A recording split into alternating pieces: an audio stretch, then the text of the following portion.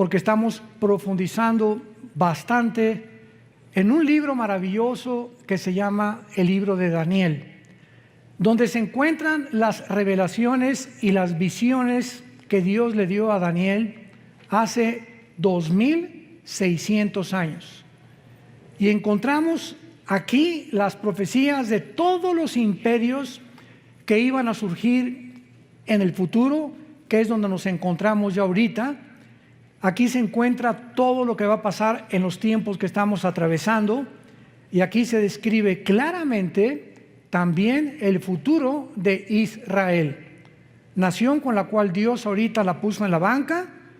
Ahorita la iglesia se ha levantado, dice Romanos 11, hemos sido injertados en el olivo natural que es Israel. Nosotros somos el olivo silvestre, y ahorita ya no hay judíos, ya no hay palestinos, ya no hay musulmanes, ya no hay mexicanos, ya no hay españoles. Ahora todos aquellos que abracen la cruz y acepten a Jesucristo como su Salvador son y forman parte de la familia de Dios.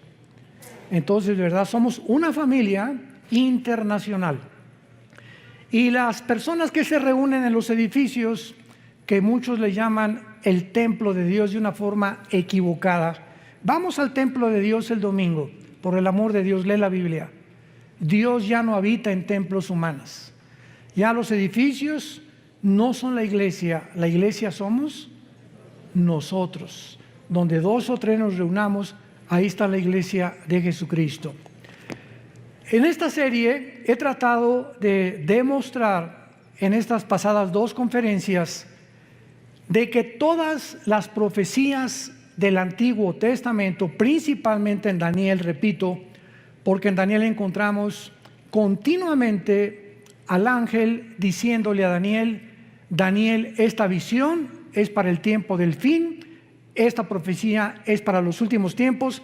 Y cuando oímos que diga los últimos tiempos o los tiempos del fin, no se refiere a los últimos tiempos de nosotros. Esto es muy importante. Una cosa son los últimos tiempos de Israel y otra cosa son los últimos tiempos de la iglesia. Cuando encontramos en el Antiguo Testamento, en los postreros días, en los tiempos finales, en los últimos tiempos, séllalo hasta el tiempo del fin, se refiere al tiempo de la gran tribulación. Porque hasta la gran tribulación, cuando termine Dios de tratar, purgar, emblanquecer, purificar a los israelitas, es cuando entonces nosotros ya nos fuimos 7 años en el arrebatamiento. Jesús ya en cualquier momento viene por nosotros, antes de que este mundo que se encuentra en el abismo, el mundo actual se encuentra en el abismo, en la orillita. Hemos llegado al final a la total depravación, degeneración, confusión a la que el ser humano hubiera podido llegar después de que en el siglo XX y la tecnología y llegamos a la Luna y el Marte y la biometría y las comunicaciones internacionales y las redes sociales, y lo único que hemos hecho hasta ahorita es el ridículo. Nunca la confusión política había sido tan grande como ahora. Nunca con la tecnología que hemos alcanzado y con los descubrimientos científicos que se han hecho desde 1954, que se descubre la molécula del ADN por los doctores Crick y Watson norteamericanos, nunca, jamás habíamos llegado a tanta confusión científica. Ahora ya está cayendo, derribándose la famosa teoría de evolución. Ya lo que descubrieron en Israel hace 1 o 2 semanas hizo polvo la evolución. El descubrimiento del ADN hizo polvo la evolución. El descubrimiento de la física, la primera y la segunda ley de termodinámicas, hizo polvo la evolución. Una mentira que nos enseñaron durante más de un siglo. Y que se seguía y se sigue todavía enseñando en muchas universidades, que venimos de Chita, que somos el producto accidental de una evolución y que venimos de los animales, cuando la ciencia, la física, la biología, etcétera, etcétera, contradicen científicamente. Vamos a hacer a un lado la Biblia. La misma ciencia contradice que es imposible la evolución cuando descubrieron el ADN. Sin embargo, esto nos enseña que cuando una mentira se repite 100 años, se acaba aceptando como una verdad. Dice el profeta Isaías, detuvieron la verdad. Y como el ser humano carece de iluminación para saber cuál es la verdad, el mundo tenía forzosamente que llegar al punto en donde nos encontramos. Nos encontramos en el abismo, donde las cosas no van a mejorar, las cosas van a ir de mal en peor. En el libro de Daniel, capítulo 12, encontramos la introducción que dice: en aquel tiempo se levantará Miguel. Daniel 12, versículo 1, el gran príncipe que está de parte de los hijos de tu pueblo, será tiempo de angustia, cual nunca fue desde que hubo gente hasta entonces. Pero en aquel tiempo, ese es aquel tiempo que se repite otra vez en el versículo 1. ¿Ya lo vieron?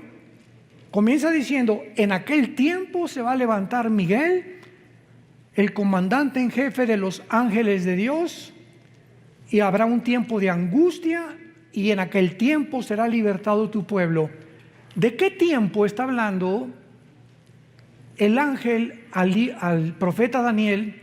Del tiempo de la gran tribulación. Y lo dice claramente: será un tiempo que jamás lo hubo cuando hubo gente hasta entonces. Y estas mismas palabras Jesús las repite en Mateo 24, 21. Porque habrá gran tribulación como nunca el ser humano la ha visto jamás. Ni en el Holocausto judío, ni en la Primera Guerra Mundial, ni en la Revolución Bolchevique, ni en la Segunda Guerra Mundial, ni en la Guerra de Vietnam, ni en la Guerra de Corea, ni en los tsunamis que ha habido, ni terremotos. Lo que va a pasar sobre el mundo es algo inusitado que jamás en la historia se había visto. ¿Por qué? Bueno, cuando ya vamos al libro de Apocalipsis, vemos la respuesta. El abismo, que es donde se encuentran los demonios, que está en el centro de la tierra, el abismo, se va a abrir y van a salir del abismo millones de espíritus demoníacos para atormentar a los seres humanos mental y físicamente en los tiempos del anticristo. Al mismo tiempo que los demonios van a salir todos en libertad, imagínense abrirle las cárceles federales, las clases de máxima seguridad ahorita a todos los criminales del mundo. Imagínense lo que podría suceder. Pues esto sería como Disneylandia comparado con los demonios que van a salir.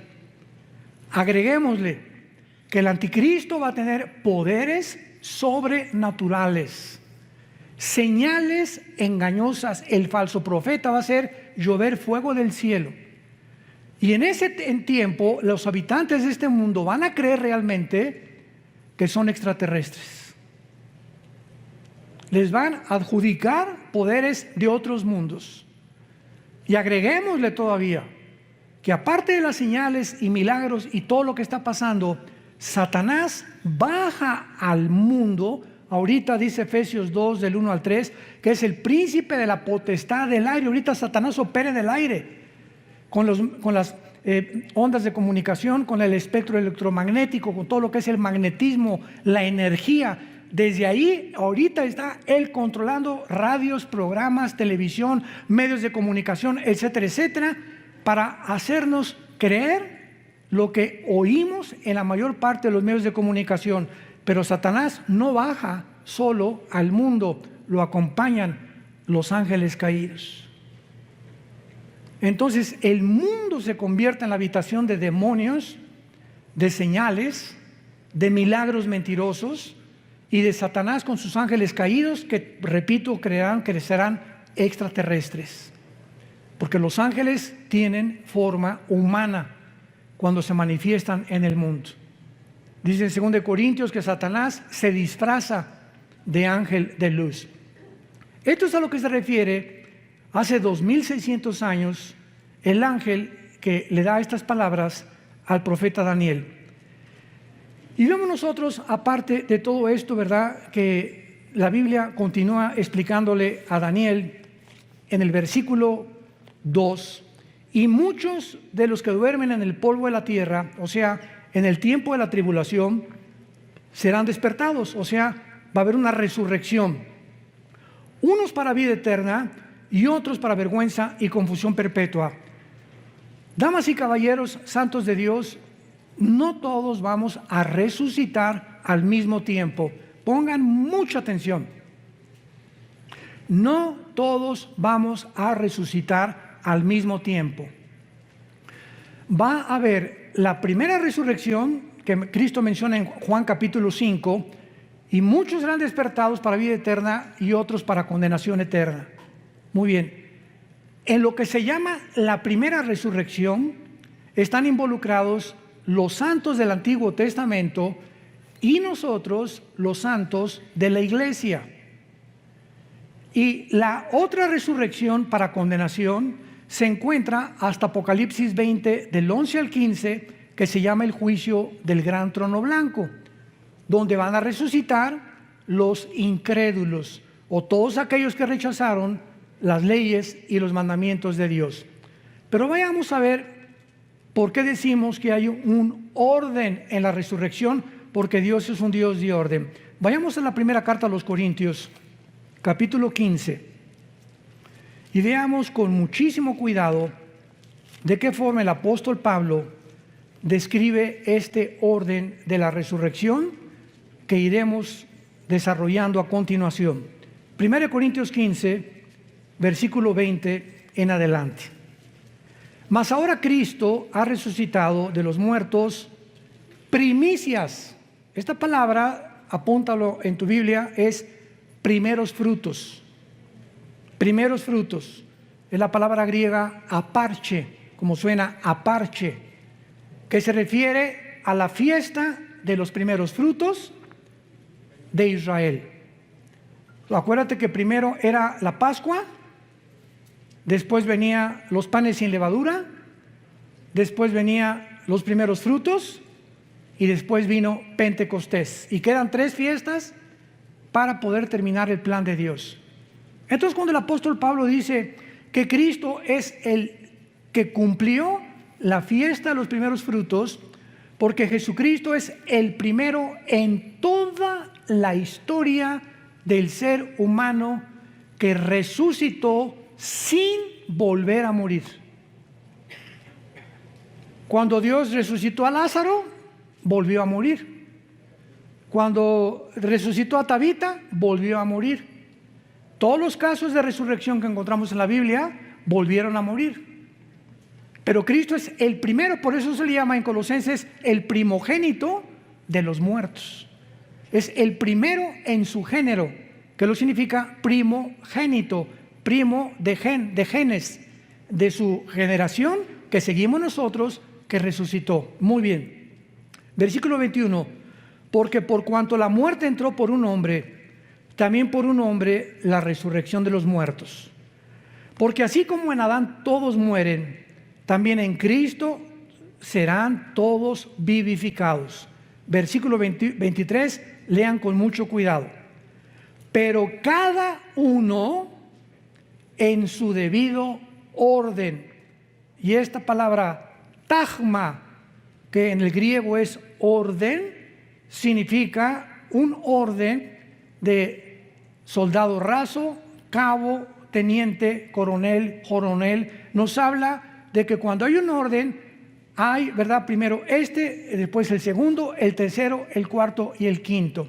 Entonces, la resurrección de los muertos va a seguir un orden establecido por Dios.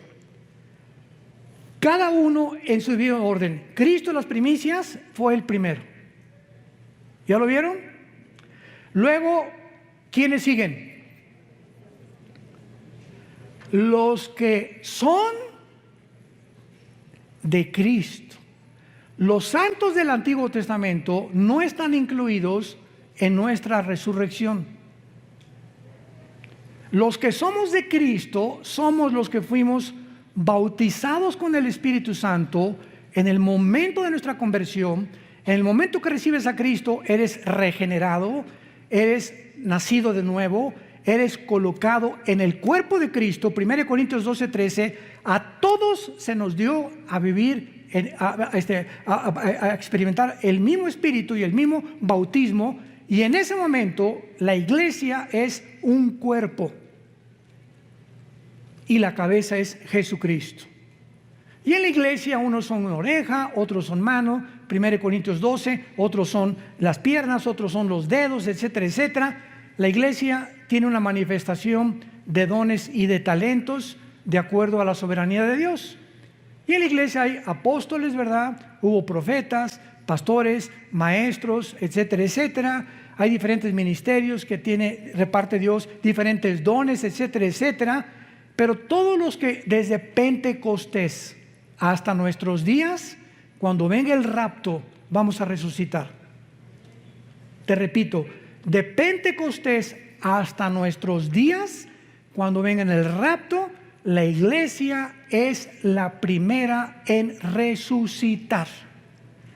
Vamos también, antes de regresar a Corintios, a ver en Primera de Tesalonicenses esta verdad. Capítulo 4. Primera de Tesalonicenses,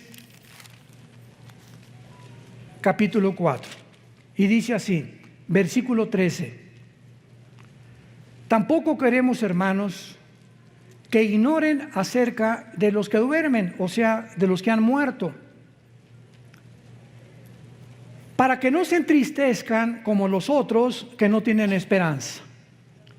Pero si creemos que Jesús murió y resucitó, así también traerá con Jesús ¿a quiénes? A los que durmieron en Él, que somos la iglesia. Los santos del Antiguo Testamento no forman parte del cuerpo de Cristo. Y esto ya le explica Pablo en Efesios capítulo 2, que tanto los judíos con el Antiguo Testamento ahora y griegos, ahora no hay judíos, ahorita no hay un pueblo de Dios, Israel, ahorita somos todas las personas de todas las naciones que formamos parte, y que cuando recibes a Cristo te conviertes, nos convertimos en hijos de Abraham.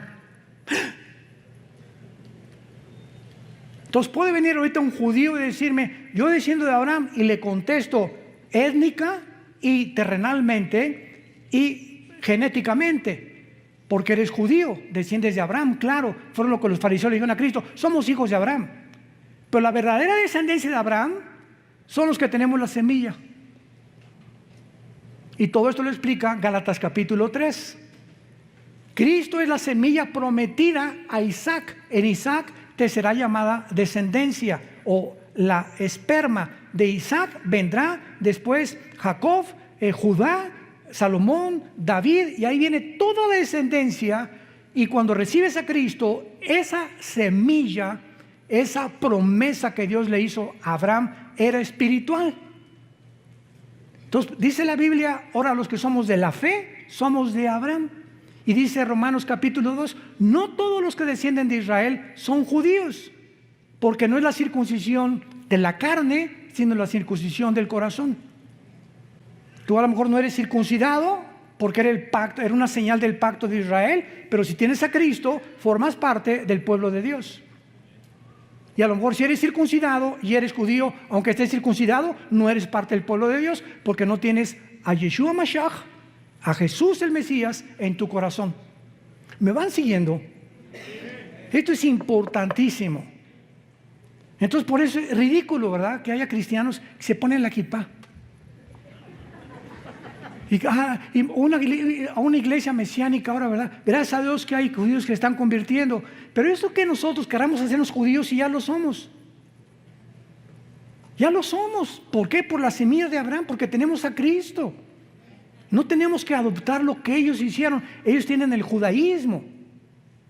Esto es importantísimo para la iglesia, porque hay un movimiento tremendo, ¿verdad?, de cristianos que se quieren hacer judíos. ¿Para qué? Estás mejor así de tlaxcalteca. No niegues tus raíces. Muy bien. Entonces vemos nosotros que en Daniel 12, versículo 2, dice la Biblia que los judíos, desde Adán hasta Pentecostés, que nació la iglesia, hasta Hechos capítulo 2, la iglesia nació cuando el Espíritu Santo bajó en Pentecostés y formó la iglesia, el cuerpo de Cristo, que se llama un nuevo hombre. Y dice la Biblia en 2 Corintios 5, el que está en Cristo, nueva. O sea, esta nueva creación no existía. Cuando Dios descansó en Génesis capítulo 2, el séptimo día, ¿qué significa? ¿Que Dios se acostó en una hamaca? No, que Dios dejó ya de crear nada nuevo, todo conforme a su semilla, ardillas, hipopótamos, ballenas, todo, ¿verdad? Todo ya lo dejó Dios como lo había hecho. No volvió a crear nada. Pero cuando llega el momento de la iglesia, Dios hace una nueva creación, que somos nosotros.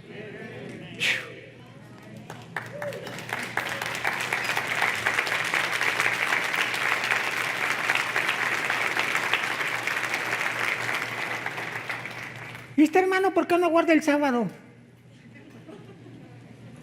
¿De qué estás hablando? ¿Por qué no guardan el sábado? ¿De veras? ¿Tú nada más guardas el sábado? Yo el sábado, domingo, lunes, martes, miércoles, jueves, viernes. Yo guardo 7 días a la semana. Porque el sábado fue dado a Israel. Ahora en la iglesia se nos da el primer día, que es el domingo. El primer día de la semana Cristo resucitó, el primer día de la semana vino el Espíritu Santo y los apóstoles comenzaron a reunirse ya no el sábado, sino el domingo, para que viéramos la diferencia de las dos entidades, una es Israel, otra es la iglesia. No las confundamos. Ahora, Israel era la esposa de Dios y se divorció. Dios está divorciado ahorita de Israel. Nosotros somos la novia de su hijo. 2 Corintios 11, del 1 al 3. Desposados como una virgen pura. Alguien me preguntó, ¿qué acaso tiene Dios 2 esposas? Le dije, por favor, entiende la Biblia. Dios tiene hecha a un lado a Israel y va a regresar. Romanos 9, 10 y 11. Va a regresar en la tribulación a purificarlos, purgarlos. Y los que crean en la tribulación en Jesús pasarán al milenio junto con la iglesia nosotros. Pero ahorita Dios está divorciado. ¿Dónde dice eso? Vayamos al libro de Isaías.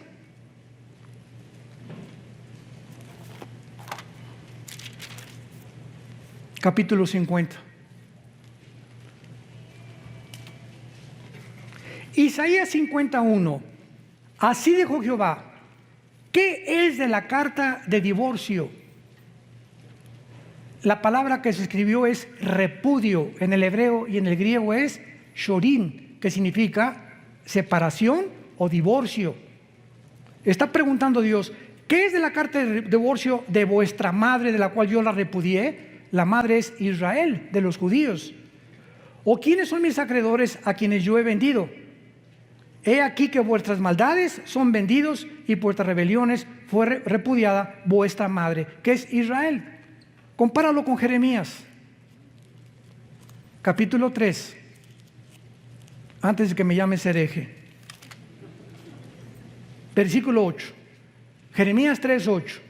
Ella, está hablando de Israel, vio que por haber fornicado la rebelde Israel, yo la había despedido y dado carta de divorcio.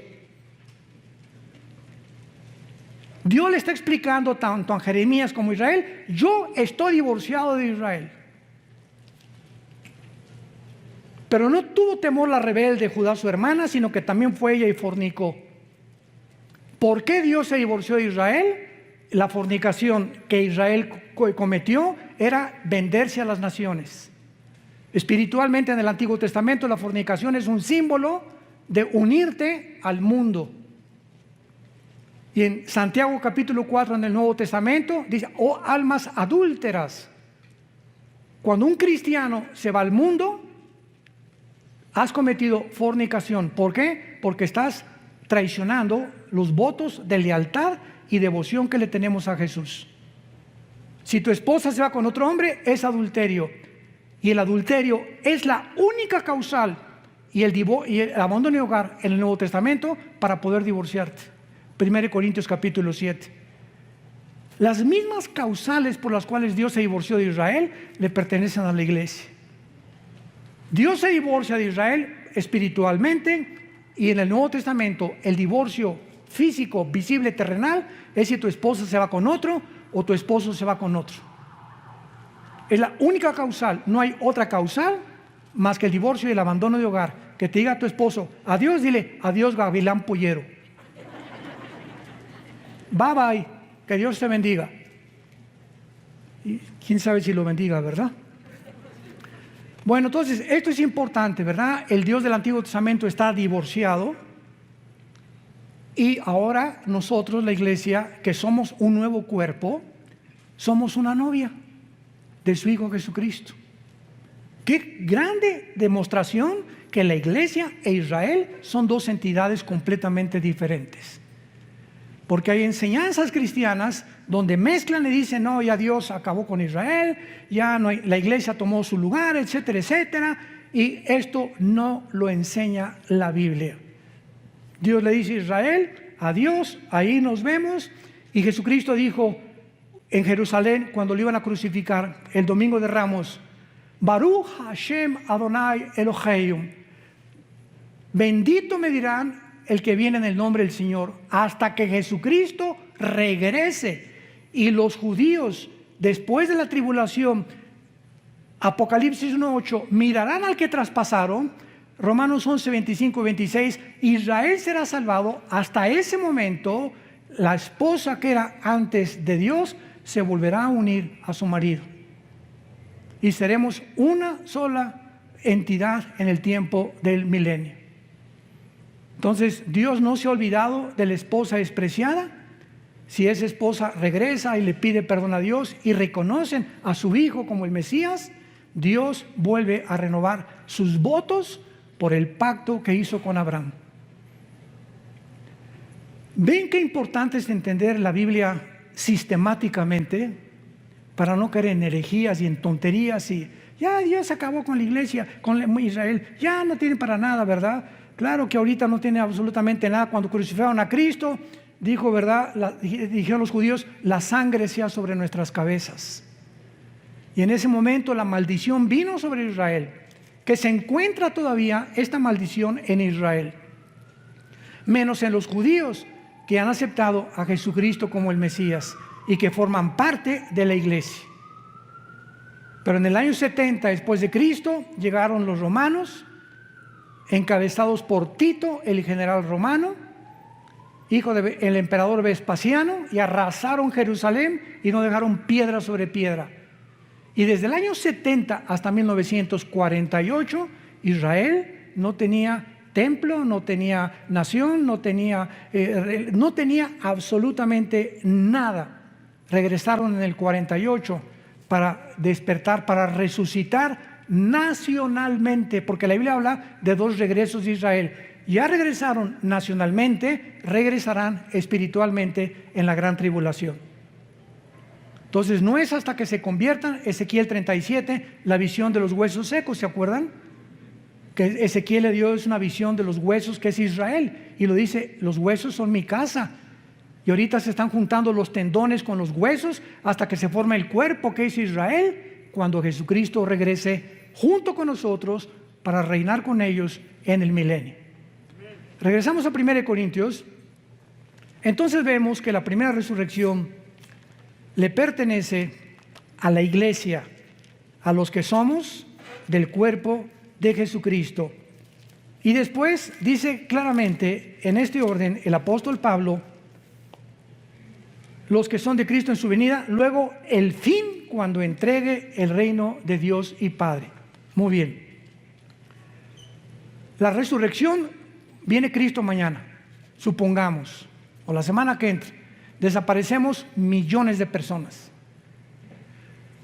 Yo pienso sinceramente que somos la generación que no va a gustar la muerte, que somos la generación que no vamos a saber lo que es morir. De repente las noticias se congestionarán, los medios de comunicación, aviones que van a caer porque el piloto desaparecieron, accidentes de tránsito. Todos los niños menores de edad desaparecerán del planeta, siendo ya de padres incrédulos o no padres incrédulos. Los niños son de Dios. Dejen que los niños se acerquen a mí. No dijo Jesús, nada más los cristianos o nada más los judíos, no, que se acerquen todos los niños. Son míos los niños, pertenecen de una forma misteriosa y espiritual a Jesucristo. Y entonces van a pasar 7 años de tribulación, y cuando termine la tribulación resucitan todos los santos desde Adán hasta la cruz. Y después en el milenio va a haber otra resurrección, porque cuando Cristo venga, hagan de cuenta que entramos ya al milenio, resucitados nosotros con cuerpos resucitados, bajamos del cielo con Cristo con cuerpos glorificados ya. Pero cuando venga Cristo, dice Zacarías capítulo 13 versículo 8, que una tercera parte va a sobrevivir la tercera guerra mundial. Una tercera parte sobrevivirá la guerra del Armagedón. Y esta tercera parte que sobreviva, va a haber, Mateo 25, un juicio de los cabritos y de las ovejas. Y Dios va a juzgar a los cabritos y a las ovejas. Las ovejas son las que siguieron a Jesús en la tribulación, los cabritos, los que le rechazaron, serán condenados, y los sobrevivientes cristianos de la tribulación van a pasar al milenio. Los que se convirtieron en la tribulación y se salvaron de la muerte del anticristo. Pero esas personas que entran al milenio tienen que morir, ¿verdad? Porque se ha establecido Romanos 9 que los hombres muramos una sola vez y después el juicio. Entonces, ¿cómo van a entrar a la eternidad estas personas que pasaron de la tribulación vivos al milenio si no han resucitado? Entonces, la mayor parte de estos que van a entrar se van a rebelar contra Cristo, Apocalipsis 20 del 10 en adelante, y Satanás será sacado del abismo y encabezarán la última guerra, Gog y Magog, que es diferente de la Ezequiel 38-39, para pelear contra Cristo. Y los que se hayan convertido en milenio resucitarán para entrar a la nueva Jerusalén.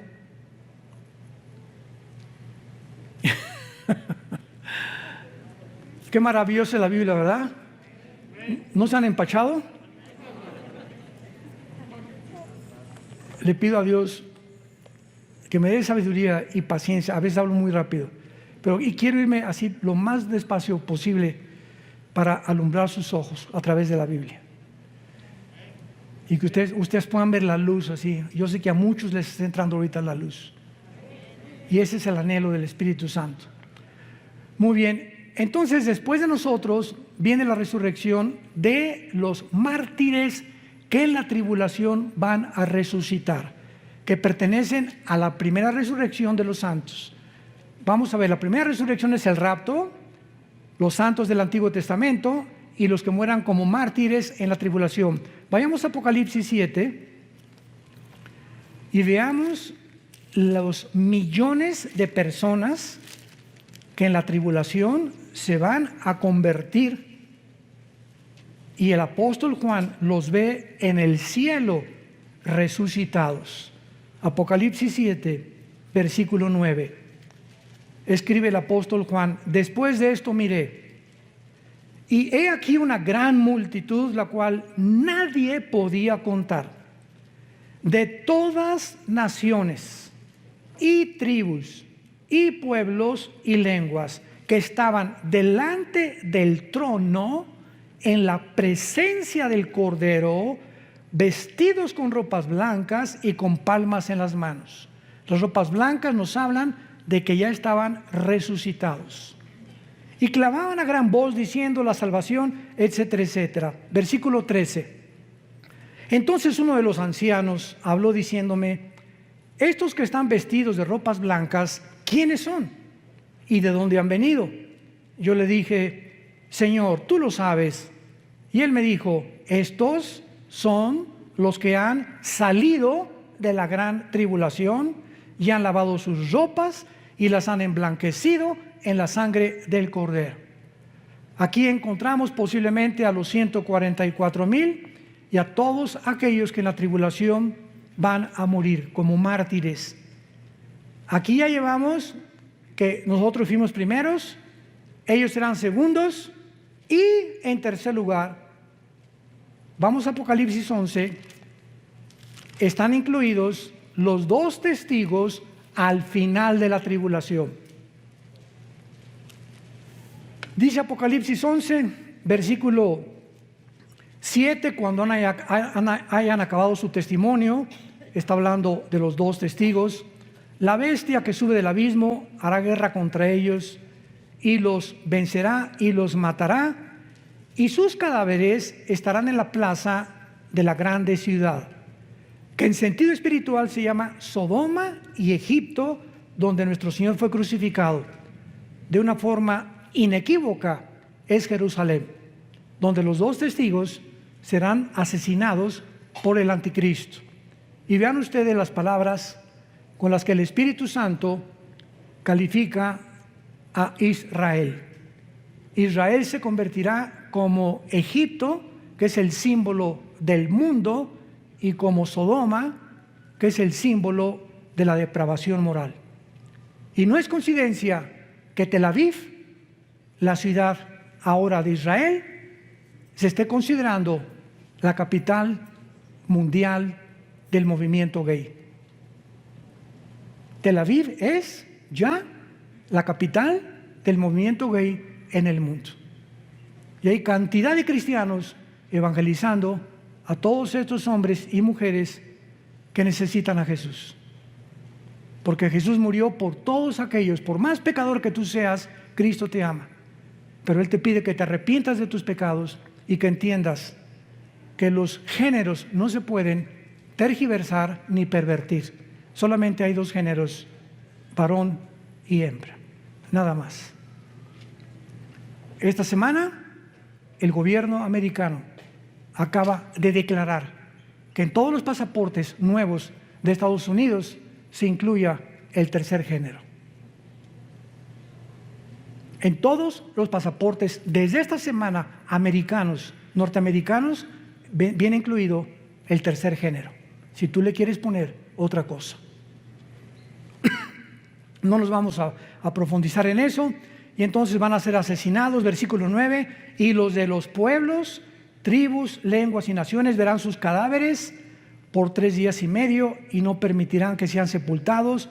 Los moradores de la tierra se regocijarán, se alegrarán y enviarán regalos unos a otros, porque estos 2 profetas habían atormentado a los moradores de la tierra. Me detengo aquí. ¿Por qué el mundo ahorita se ha vuelto contra nosotros? ¿Por qué? Porque se sienten atormentados con la predicación del Evangelio de Cristo.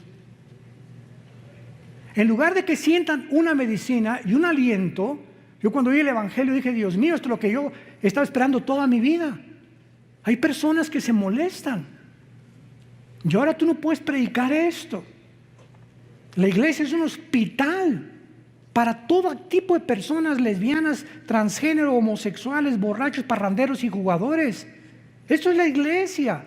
Le abrimos la puerta a todos para que podamos ser sanados de la condición en la que el mundo tal vez nos empujó a ser.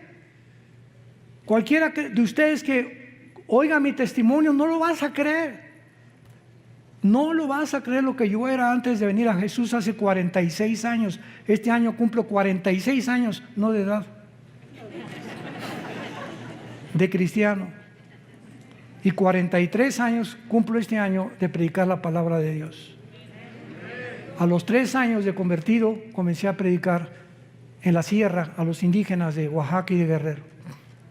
Tuve 3 años en la sierra, durmiendo en pisos de adobe, tapándome con periódicos. Mi cojín era un ladrillo envuelto en periódicos, así que si realmente alguien ha vivido la pobreza, he sido yo. Pero antes de eso, tú no te imaginas lo que yo era. Ni quiero, creo que en internet está algo de mi testimonio. Pero Juan Charrasqueado se quedaba chiquito. Pero lo que nos interesa es lo siguiente, y dice el versículo 11, pero después de 3 días y medio, entró en ellos el Espíritu de vida, enviado por Dios, se levantaron sobre sus pies y gran temor cayó sobre los que los vieron. O sea, los 2 testigos son el último fruto de la resurrección. Entonces, la iglesia en el rapto, todos los mártires a la mitad de la tribulación y los 2 testigos al final. Y cuando Cristo venga, en cuarto lugar, los santos del Antiguo Testamento. Este es el orden que Dios ha establecido. Es un orden y no importa el tiempo que los del Antiguo Testamento van a defender, a resucitar después de la tribulación, nosotros primero, etcétera, etcétera, pertenecemos a lo que se llama la primera resurrección, que está dividida en diferentes tiempos. Y la otra, la única en la que tú vas a resucitar, si tú no tienes a Cristo, será al final del milenio. Apocalipsis 20 del 11 al 15 se llama el juicio del gran trono blanco. Dios va a abrir los libros, uno, el libro de la vida, el libro del Cordero, etcétera, etcétera, y el que no se halló inscrito será lanzado al lago de fuego, que es la muerte segunda. Ahí Dios, enfrente de los ángeles, nosotros como la iglesia, dice 1 Corintios 6 del 2 al 3, que seremos el jurado, nosotros la iglesia seremos el gran jurado. Dios te demostrará que Él te amó, que dio su vida por ti en una cruz, que en esta mañana te está hablando para que te arrepientas y vengas a la cruz. Y si tú continúas rechazando eso, Dios no te puede forzar. Te puedes burlar ahorita, mascar tu chicle, decir no lo creo, puedes hacer lo que quieras, pero estas palabras son fieles y verdaderas, porque son la palabra de Dios. Y Dios te da la oportunidad en este momento que vengas a la cruz, que le entregues tu vida, que te arrepientas de tus pecados y que conozcas lo que es verdaderamente ser libre, espiritual, mental y físicamente. Oremos. Gracias, Señor, por tu palabra en esta mañana. Gracias, Señor, por habernos dejado del camino, porque tu palabra dice, no hay en ellas nada perverso, en ellas, todas ellas son rectas al que entiende y razonables a los que han alcanzado la sabiduría. La ley de Jehová, los mandamientos que Dios nos da, son perfectos, porque convierten el alma. El testimonio de Jehová es fiel, hace sabio al sencillo. El temor de Jehová permanece para siempre. Todo lo que Dios nos dice es deseable, más que el oro y más que el oro afinado, y dulce más que la miel que destila el panal. Te damos gracias, Señor Jesús, por haber dado tu vida en esa cruz, por haberte levantado de los muertos para decirnos que nosotros seguimos detrás de ti. Animarnos que esta vida es temporal, seremos librados de la corrupción de esclavitud a la libertad gloriosa de los hijos de Dios. Y en esta mañana, tú que me escuchas, invita a Cristo a tu corazón. Arrepiéntete de tu vida. Tú eres pecador, dice la Biblia, y la paga del pecado es la muerte. Mas Dios muestra su amor para con tu vida en que, siendo pecador, así como estás de sucio, de sucia, Jesús murió por ti para limpiarte y lavarte con su sangre preciosa y decirte que nunca te va a volver a dejar ni abandonar, y el día que tú mueras morirás en paz, porque morirás con la seguridad que en esta mañana el Espíritu Santo te dará tu corazón.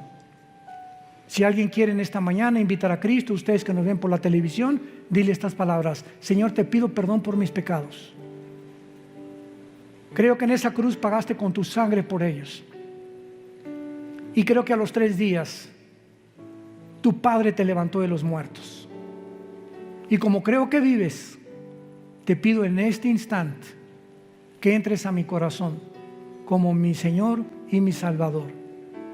Señor Jesús, gracias por tan grande amor y por darme la vida eterna y la absoluta seguridad y certeza que cuando yo muera, moriré en paz, porque sé que me estarás esperando para gozarme la otra vida, que mi fe no fue en balde y que tus promesas fueron fieles y verdaderas. En el nombre de Jesús. Amén. Gracias a Dios por la palabra de Dios. Gracias a Dios por la Biblia.